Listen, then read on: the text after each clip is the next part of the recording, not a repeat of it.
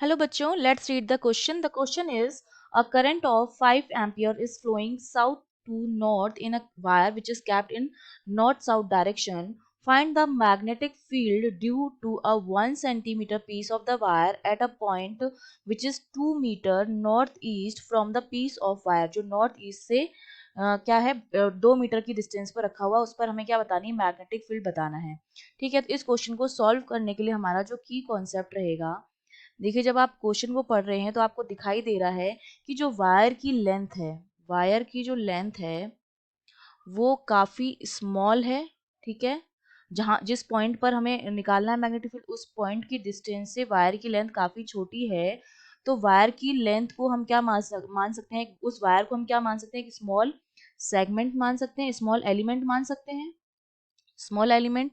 और small element की वजह से मैग्नेटिक फील्ड जो हम निकालते हैं वो हम निकालते हैं बायो सावर्ट लॉ से। तो हम यहाँ पर क्या यूज करेंगे, बायो सावर्ट लॉ यूज करेंगे, जो हमसे क्या कहता है कि जो मेरा मैग्नेटिक फील्ड का मैग्नीट्यूड होता है that is equals to mu naught upon 4 pi I D L sine theta upon R square. ठीक है, तो ये फॉर्मूला हम यूज करेंगे।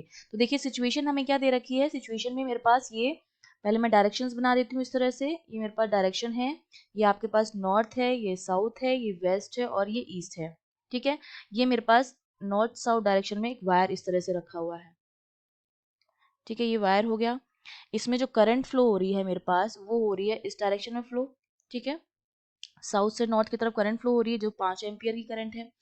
उसके बाद हमने क्या किया है, इस वायर से यहाँ पर एक स्मॉल सेगमेंट इस तरह से, ये है ना 1 सेंटीमीटर का ये वायर इस तरह से है यहाँ पर। अब इससे इस डिस्टेंस पर कोई पॉइंट P है जो कितना डिस्टेंस पर है, 2 मीटर की डिस्टेंस पर है। ठीक है, ये जो है वो 2 मीटर की डिस्टेंस पर है। और यहाँ पर तो ये वाला एंगल जो हो जाएगा नॉर्थ ईस्ट में रखा हुआ, ये 45 डिग्री हो जाएगा। ठीक है, अ, इस पॉइंट पर मुझे क्या निकालना है, मैग्नेटिक फील्ड निकालना है। तो वायर सॉवर्ट लॉ हम यूज करेंगे, तो देखिए क्या आ जाएगा, बी की जो वैल्यू आ जाएगी, म्यू नॉट की वैल्यू कितनी होती है, 4 pi into 10⁻⁻7 upon 4 pi into current कितनी फ्लो हो रही है 5 इंटू डीएल की वैल्यू कितनी रखी है, जो स्मॉल सेल देख रखा है मेरे पास एलिमेंट, वो है डीएल इक्वल्स टू 1 सेंटीमीटर। तो ये किसके बराबर हो जाएगा, 10⁻⁻2 मीटर के। तो ये हो जाएगा 10⁻⁻2 इंटू साइन 45 डिग्री हो जाएगा आपके पास अपॉन आर स्क्वायर। आर हमें कितना दे रखा है 2, तो ये 2 का स्क्वायर हो जाएगा। ठीक है, अब सारी वैल्यूज साइन 45 की वैल्यू होती है 1/√2, सारी वैल्यूज रख के जब हम इसको सॉल्व करेंगे ये मेरे पास आ जाएगा 5/4, क्योंकि 4 पाई से 4 पाई कैंसिल आउट हो जाएगा, इंटू साइन 45 हो जाएगा 1/√2 और यहाँ पर बचेगा 10⁻⁹ इसको फर्दर हम सॉल्व करेंगे तो मेरा जो बी आता है उसका मैग्नीट्यूड जो मुझे मिलता है वो आता है 0.88 इंटू 10⁻⁹ टेस्ला। ये तो मेरे पास क्या आ गया है, उसका मैग्नीट्यूड आ गया। अब मुझे डायरेक्शन कैलकुलेट करनी है, तो डायरेक्शन जो हम निकालते हैं वो हम निकालते हैं राइट हैंड रूल से। ठीक है, राइट हैंड थंब रूल से, जिसमें हम क्या करते हैं, हमारी जो फिंगर्स होती हैं उनको हम करते हैं, राइट हैंड की जो फिंगर्स होती हैं उसको हम डायरेक्शन ऑफ करंट में रखते हैं।